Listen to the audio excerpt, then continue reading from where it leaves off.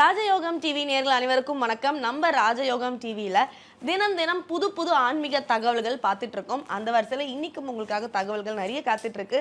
And வழக்கம் போல இன்னைக்கும் நமக்காக ராஜயோகம் புகழ் டாக்டர் ராம் சார் அவர்கள் நமக்காக காத்துட்டு இருக்காரு.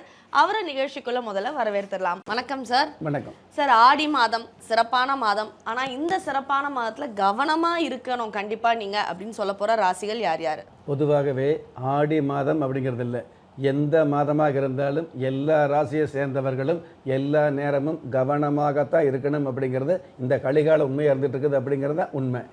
அதாவது எந்த மாதமாக இருந்தாலும் எந்த ராசியாக இருந்தாலும் எல்லா கிரகங்களுமே எல்லா ராசிகளுக்கும் நன்மையை செய்ய முடியாது. அதே மாதிரி இருக்கிற 9 கிரகங்களில் எல்லா கிரகங்களுமே எல்லா ராசிகளுக்கும் முழுமையான கெட்டதும் செய்ய முடியாது. ஆக ஒரு சில கிரகங்கள் அல்லது பெரும்பாலான கிரகங்கள் நன்மையை செய்யும். அதே மாதிரி ஒரு சில கிரகங்கள் ஒரு சில அனுபவங்களை கொடுக்கும் அப்படிங்கிறத உண்மை.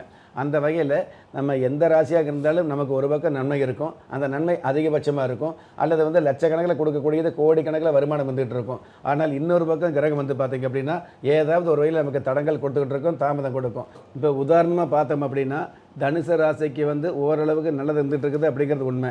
ஆனால் தனுசு ராசியை சேர்ந்தவங்களுக்கு பார்த்திங்கன்னா ராசி அதிபதி குரு பகவான் என்ன தான் உச்சமாக இருந்தாலும் 8ஆம் இடத்துல இருக்கிறார் அப்படிங்கிறத மறுக்க முடியாது அப்படிங்கிறது உண்மை.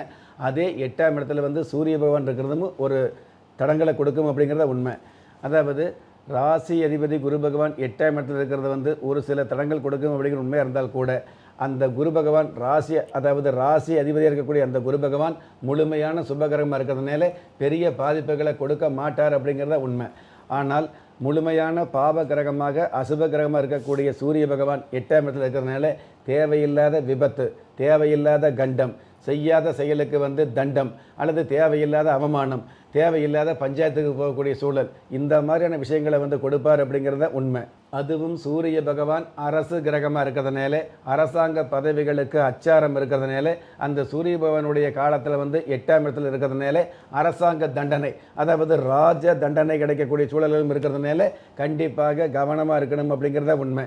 நிகழ்ச்சியில் நான் சொன்ன மாதிரி கவனம் அப்படிங்கிறத விட இந்த மாதம் முழுவதுமே கவனமாக இருக்கணுங்கிற ஒரு விஷயம் எடுத்துக்கணும். அதே மாதிரி ஒரு சில நேரங்களில் அவ்வப்பொழுது மௌனமாகவும் இருக்கணுங்கிற விஷயத்தை கற்றுக் கொடுக்கக்கூடிய மாதமாக வந்துட்டு இருக்குது. ஆக இது தனுசு ராசிக்கு மட்டுமல்ல, அனைத்து ராசியை சேர்ந்தவர்களையும் பார்த்திங்கன்னா எந்த ஒரு விஷயமாக இருந்தாலும் அந்த விஷயத்தில் மிக மிக கவனமாக செயல்படக்கூடிய மாதமாகத்தான் ஆடி மாதம் வந்துகிட்டு இருக்குது அப்படிங்கிறது உண்மை. நீங்கள் எந்த தேதியில், ராசியில், நட்சத்திரத்தில், லக்னத்தில் பிறந்தவராக இருந்தாலும், ஏன் எந்த மதத்தை சார்ந்தவராக இருந்தாலும் நல்ல நேரமும் நன்மையான காலமும் ஜாதகத்தில் இருப்பது சத்தியமான உண்மை.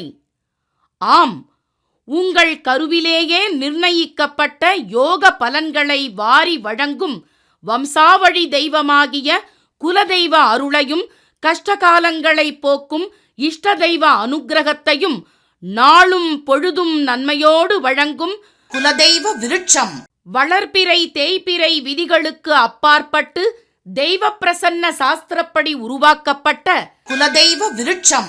வீண் கவலைகள் ஒழிந்து வெற்றிகள் குவிந்து விடியல் ஏற்பட விருட்ச பரிகாரம் செய்யப்பட்ட குலதெய்வ விருட்சம். வரக்கூடிய கஷ்டங்களை வாசலிலேயே நிறுத்தக்கூடிய அற்புதம் நிறைந்த குலதெய்வ விருட்சம். கிள்ளி கிடைக்கக்கூடிய யோகங்களை அள்ளி கொடுக்கக்கூடிய ஆன்மீக அற்புதம் குலதெய்வ விருட்சம். திக்கற்ற யாவரும் ஒப்பற்ற பயன்பெற வாங்கி பயனடைவீர் குலதெய்வ விருட்சம். குலதெய்வ விருட்சம் குடும்பமே சுபிட்சம். பொதுவாகவே ஆடி மாதத்தில் மூர்க்கத்தனம் அப்படிங்கிறது அதிகமாக வந்துட்டு இருக்கும். ஆடி மாதத்தில் கோபம் அப்படிங்கிறது அதிகமாக வந்துட்டு இருக்கும். ஆடி மாதத்தில் மனுஷத்தன்மை அப்படிங்கிறதுக்கு மேலே மிருகத்தன்மை அப்படிங்கிறது தாண்டவமாடும். இதையெல்லாம் கணக்கில் எடுத்துக்கிட்டு தான் ஆடி மாதத்தில் அம்மன் வழிபாடு வச்சுக்கிட்டீங்க அப்படின்னா கொஞ்சம் சங்கடப்படக்கூடிய குடும்பத்தில் சந்தோஷம் அல்லது சாந்தம் இருக்குங்கிற விஷயத்தை நமக்கு சாஸ்திரம் சொல்லியிருக்குது.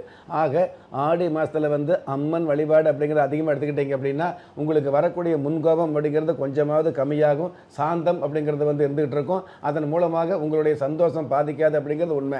ஆக எந்த ராசியாக இருந்தாலும் எந்த லக்னமாக இருந்தாலும் ஆடி மாதத்தில் கொஞ்சம் கவனமாக அல்லது அவ்வப்பொழுது மௌனமாக செயல்படணும் அப்படிங்கிறது தான் ஆடி மாத சாஸ்திர விதி. Super sir. சார் பலருக்கு வந்து பார்த்தீங்கன்னா வந்து கடன் கொடுத்துருப்போம், ஆனால் அந்த காசு திரும்ப வராது. நம்ம வந்து திரும்ப திரும்ப ஃபாலோ பண்ணாலும் அந்த காசு நம்மக்கிட்ட தராது, ஃபோன் எடுக்க மாட்டாங்க, அந்த காசும் வராது, ஃபோனும் எடுக்க மாட்டாங்க. அந்த மாதிரி சுச்சுவேஷனில் இருக்கிறவங்களுக்கு நீங்கள் ஒரு சொல்யூஷன் சொல்லணும்னா என்ன சொல்வீங்க? பொதுவாகவே கொடுத்த கடன் திரும்பி வாராமல் இருக்கிறது வந்து பல்வேறு காரணம் வந்து இருந்தால் கூட கடன் வாங்கினவங்க திருப்பி கொடுக்கக்கூடாதுன்னு நினச்சாங்கன்னு வைங்களே, அது திரும்பி வாராமல் தான் இருக்கும் அப்படிங்கிறது எல்லோரும் ஏற்றுக்கக்கூடிய உண்மை. இருந்தாலும் அவருக்கு ஒரு நீங்கள் கொடுத்த கடன் உங்களுக்கு வரணும் அப்படின்னா செவ்வாய்க்கிழமை நாட்களில் வந்து பைரவர் வழிபாடு, செவ்வாய்க்கிழமை நாட்களில் வந்து குலதெய்வ வழிபாடு, செவ்வாய்க்கிழமை நாட்களில் வந்து இஷ்ட தெய்வ வழிபாடு, இந்த மாதிரியான வழிபாடுகள் வச்சுக்கும் பொழுது கண்டிப்பாக உங்களுக்கு கொடுத்த கடன் திரும்பி வரக்கூடிய பாக்கியத்தை கொடுக்கும் அப்படிங்கிறத உண்மை. இது எல்லாவற்றுக்கும் மேலாக செவ்வாய்க்குடைய ஹோரை வரக்கூடிய காலங்களில் வந்து வழிபாடு வச்சுக்கிட்டிங்கன்னா கொடுத்த கடன் திருப்பி வரணும் அப்படின்னு வந்து பிரார்த்தனை மனசுக்குள்ள வச்சுக்கிட்டிங்க அப்படின்னா கண்டிப்பாக அந்த கடன் திரும்பி வரும். எப்படி வரும்? கடன் வாங்கினவங்க திருப்பியே தரக்கூடாதுன்னு நினச்சால் கூட அவங்க வாழ்க்கையில் ஏதாவது சின்ன சின்ன இடர்பாடுகள் வந்து அந்த இடர்பாடுகள் வரும் பொழுது இந்த மாதிரி கடன் வாங்கி கொடுக்காமல் இருக்கிறதுனால தான் நம்ம பொண்ணுக்கு இந்த மாதிரி நடக்குது அல்லது குடும்பத்தில் இந்த மாதிரி தடங்கள் வருது அப்படிங்கிற ஒரு எண்ணத்தை அவங்க மனசில் உருவாக்கி அந்த எண்ணத்தின் மூலமாக அவருக்கு வந்து பணம் வரும் பொழுது முதல்ல இந்த கடனை கொடுத்து முடிச்சிருவோம் அப்படிங்கிற எண்ணத்தை வந்து கொடுக்கும். அந்த எண்ணத்தை உருவாக்குவது தான் இந்த மாதிரியான செவ்வாய் பகவானுடைய ஹோரை அப்படிங்கிறது. அந்த மாதிரி ஒவ்வொரு கிரகங்களுக்கு உண்டான ஹோரையில் ஹோரை பார்த்து பூஜை செய்யப்பட்ட இந்த குலதெய்வ விருட்சம் அப்படிங்கிறது கொடுத்த கடன் திருப்பி வருவதற்கு அல்லது வாராத கடன் திருப்பி வருவதற்கு அல்லது வந்து கடன் வாங்கினவங்க இந்த கடனை திருப்பி கொடுத்து ஆணுங்கிற ஒரு எண்ணத்தை உருவாக்குவதற்கு குலதெய்வ விருட்சம் அப்படிங்கிறது குதூகலமான நன்மையை கொடுக்குது அப்படிங்கிறத உண்மை. Super sir. ஸோ ஆடி மாத சிறப்புகளும் அது மட்டும் இல்லாமல் குலதெய்வ விருட்சம் நம்ம வாழ்க்கையில் என்னென்ன மாற்றத்தை தருங்கிறத ரொம்ப அழகாக எடுத்து சொன்னீங்க. ரொம்ப நன்றி. நன்றி. நம்ம ராஜயோகம் டிவியில் தினம் தினம் புது புது ஆன்மீக தகவல்கள், தினப்பலன்கள், மாத பலன்கள் இது எல்லாமே வந்துகிட்டு இருக்குங்க.